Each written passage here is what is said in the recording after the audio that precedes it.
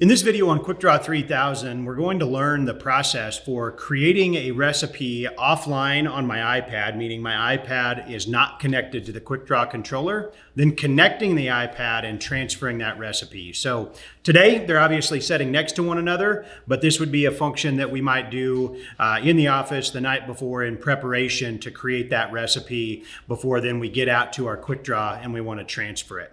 So on our iPad, we'll see that we're not connected. I have the red X appearing. So I would go to my job and I would then go to edit and I would go to new because I want to create a new recipe. I'm going to call this demo and we'll just give it a number of 12. So we will then save that recipe. Then we'll simply just go through and build the recipe. So we would say that I want to use carrier is water. Product number one, we'll just grab this product called Amazon. We'll say that we are going to load this product first. And we're going to use it at a rate of 32 fluid ounces per acre.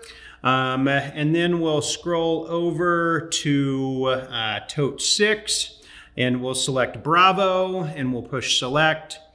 We're going to load this in position number 2 and we're going to use this at a rate of 24 fluid ounces per acre and we will load it second.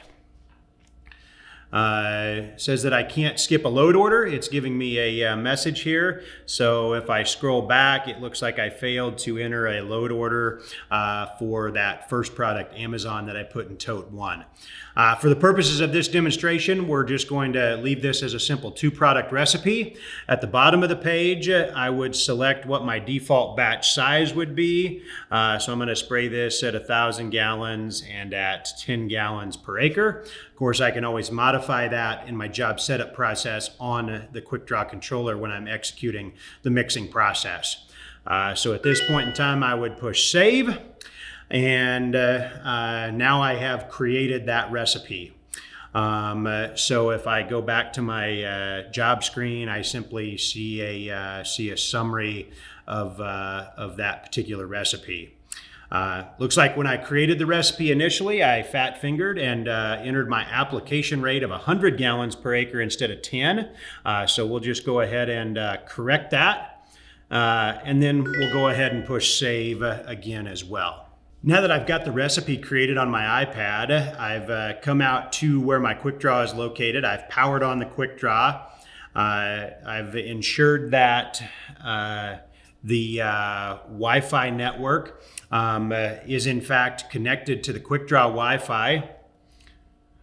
Back to my QuickDraw 3000 app, touch the red X at the top of the page in order to initiate connection. The green bars appear.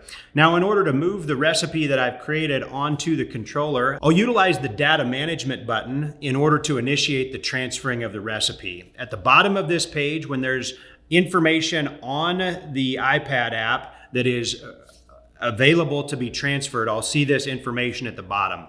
And I have a few options. I can send or send and delete.